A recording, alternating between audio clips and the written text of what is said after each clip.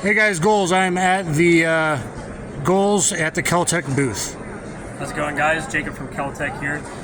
We'll start here with our P15. This is our latest offering for our pistol line. It's our first striker gun. So as you see here, we've got our two offerings for the P15. So we've got the polymer variant as well as the aluminum variant. This one they're both perfect for concealed carry. We tried to offer a more classy look for those of you that want a nice little suit concealed carry gun. Polymer for the average Joe who wants to get into concealed carry with a lightweight, high capacity conceal. Really good trigger weight on this one. Takes standard 15 round mags plus one. Slide release there. Comes with the optional grip safety as well as a mag safety, but you can actually select it to where it's just a grip safety, grip and mag safety, or no safety at all. So you can. Now, is that from the from you guys manufacturer? If I want neither of them, or do I modify it or hit something? So you can select it yourself. So what you do is you take the slide off, and there's like a little, and it ships with the flathead screwdriver, and it's a little selector switch. So that's actually a thing that we patented and come out with. Oh, okay. Because I might want to deactivate the grip safety. That's very cool. Guys, this looks really, really sharp to me, and it feels very good in my hand because it has nice aluminum frame, front check ring, back check ring, which, it's hard to find firearms with good check ring, nice grips, which always helps for a FUD like me. And they're both really, really, really light. Mm-hmm. So a lot of Keltec firearms are very lightweight. Yeah, we tried to offer this one. I mean, these are walnut grips with a nice Danish oil, so it's a good satin finish, very protected coating. Different slide. So this is actually a metal slide cover. This was a polymer. So we tried to match the anodizing to this slide or the frame as well. So it's just a really nice, classy looking package. Both of these come standard with night sights from High-Vis, so they're really good, reliable sights. Steel, so they're not going to crack or anything. So they're really good.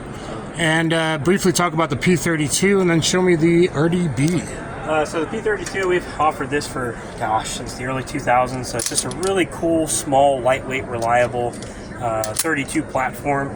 I have pretty small hands to begin with, but this is a nice, perfect little boot pistol, or even if you wanted to pocket carry it. So we've actually got little pocket clips that you can get from the factory, so you can put it in almost like a pocket knife. And it's a really good, accessible gun for really anybody.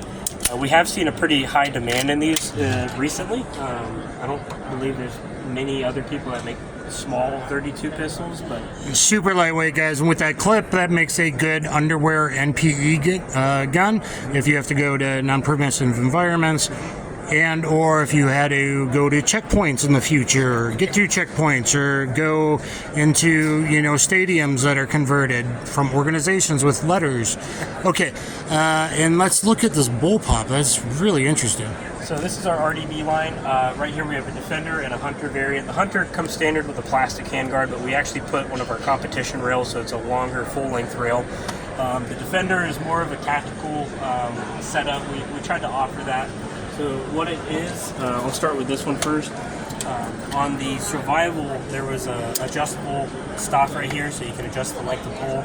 We were kind of one of the first people stateside to do that. I know, the Croatian VHS or whatever they call it over there, it has an adjustable rear, but we tried to offer that. It comes with a 16.1 inch barrel, so it's a little smaller profile.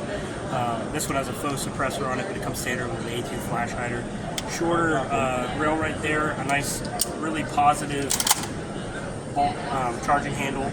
You can lock it back like an HK, and then so if you're reloading, you can smack it and it'll go down, and that is on all RBD variants. So if you want to slap it at better prices than my boys over at HK, you can slap it. So on the standard RBD as well as the Defender, we actually use these as not the Defender, but we use the standard RBD for our competition rifles. So mag release is right there. It's really not easy to hit, or too easy to hit, where if you're running and gunning it'll fall out, but if you need to reload real fast, you just do that.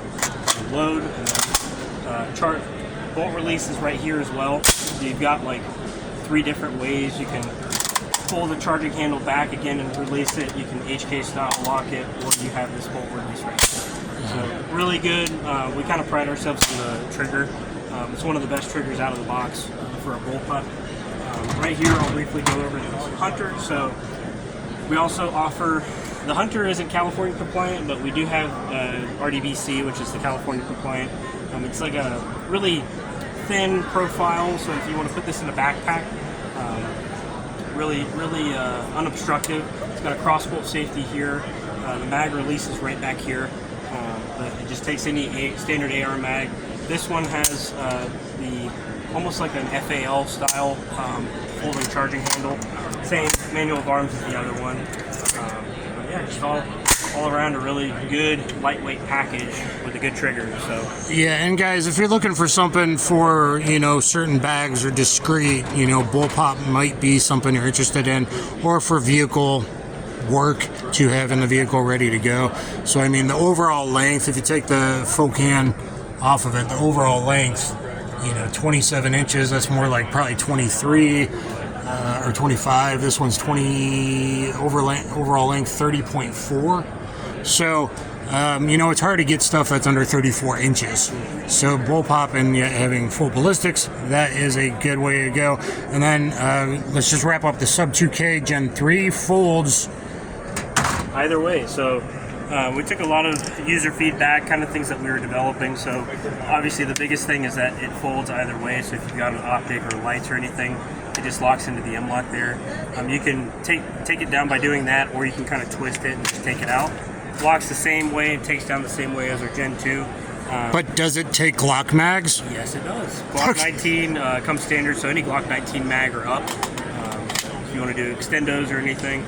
We also changed the geometry on the bolt, so if you guys remember, you used to only be able to lock it that way. You could actually lock it to the left as well. So me being a right-handed shooter, I prefer to lock it like that instead of having to do it like the other way. So it seems like with that and the RDB, you guys have really thought about controls for like anyone or what your training is to be able to use it right-handed, left-handed, all that kind of stuff. Yeah, and that was one of the design things as well for the deflector, so it's a lot more left-hand friendly than before.